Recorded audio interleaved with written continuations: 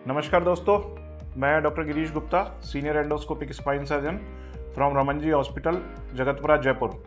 तो दोस्तों, मेरे से इस वीक के अंदर जो मेरे यूट्यूब पे जो कमेंट्स आए थे उसमें एक सवाल किया गया था कि एंडोस्कोपिक सर्जरीज कितने तरह की होती है और किस किस सर्जरी के क्या क्या फ़ायदे और नुकसान हैं। तो दोस्तों, मैं इस टॉपिक को दो वीडियोज़ में स्मॉल वीडियोज़ में कवर करूँगा।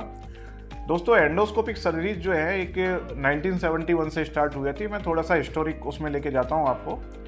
जब एंडोस्कोप्स नहीं हुआ करते थे या कैमरा सिस्टम इतने डेवलप्ड नहीं थे, तो पहले क्या था कि जब ये डिस्क जो प्रोलैप्स हो जाता था, जैसे आप इस मॉडल में देख सकते हैं कि ये डिस्क निकला हुआ है।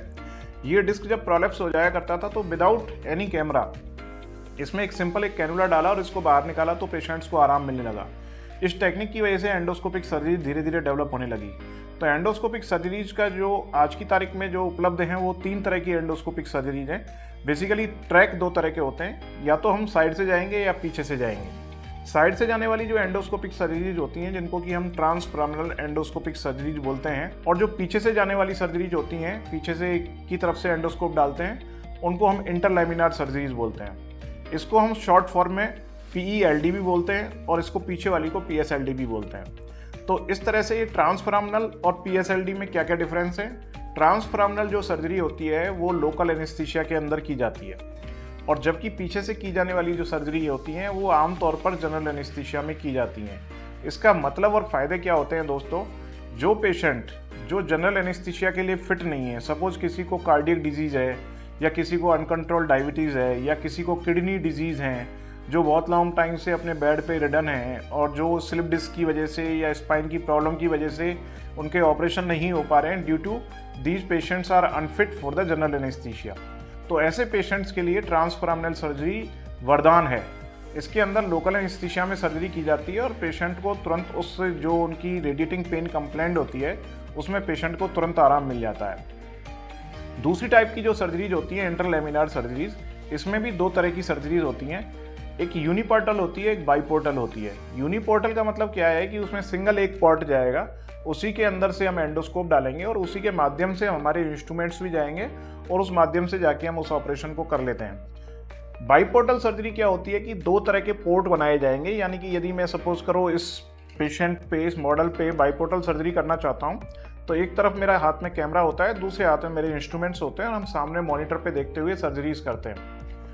यूनिपोर्टल या हो या बाईपोर्टल हो, इसके फ़ायदा ये है कि यदि पेशेंट को बाइलेटरल कंप्लेंट है, यानी कि दोनों तरफ दोनों पैरों में खिंचाव जाता है, तो उसको सिंगल टाइम में ही हम एक ही सिंगल सिटिंग में दोनों तरफ से डील कर सकते हैं। जबकि ट्रांसफेमरल में क्या होता है कि पेशेंट को यदि राइट साइड कंप्लेंट है या लेफ्ट साइड कंप्लेंट है तो उसको एक ही तरफ से किया जाता है, तो इसलिए एक तरफ में प्रोमिनेंट उसको आराम मिलता है।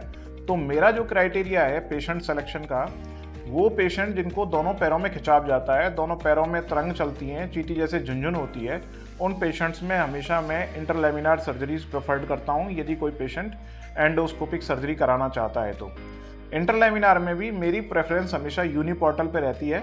यूनिपोर्टल सर्जरीज के साथ मैं कंफर्टेबल हूँ। इसका मतलब ये बिल्कुल नहीं है कि बाईपोर्टल सही नहीं है। बाईपोर्टल सर्जरीज भी, जो सर्जन्स बाईपोर्टल के साथ कंफर्टेबल होते हैं वो बाईपोर्टल भी अच्छी करते हैं, लेकिन बाईपोर्टल में बस मेरा जो लेकुना है जिस वजह से मैं नहीं करता हूँ, उसमें क्या होता है कि 2 इंसिजन लगते हैं अलग अलग, तो इसलिए मैं थोड़ा सा कम प्रेफर्ड करता हूँ। मेरा क्राइटेरिया यूनिपोर्टल PSLD करने का होता है। और जिन पेशेंट्स को सिंगल साइड कंप्लेंट है, उन पेशेंट्स के अंदर मैं जनरली ट्रांसफेमरल एंडोस्कोपिक सर्जरीज करता हूँ। तो दोस्तों, ये इस तरह से 3 तरह की एंडोस्कोपिक स्पाइन सर्जरीज होती हैं।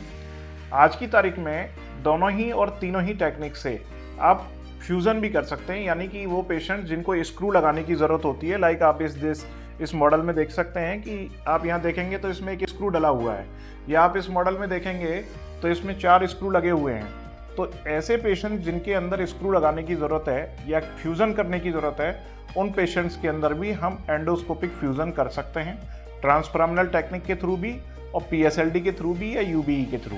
तो दोस्तों, एक संक्षिप्त में मैंने आपको समझाया कि स्पाइन के अंदर एंडोस्कोपिक सर्जरीज कितनी तरह की होती हैं। दोस्तों, नेक्स्ट वीडियो में मैं आपको बताता हूं कि एंडोस्कोपिक सर्जरीज के किस सर्जरी से क्या क्या फ़ायदे हैं और क्या क्या नुकसान है। धन्यवाद दोस्तों।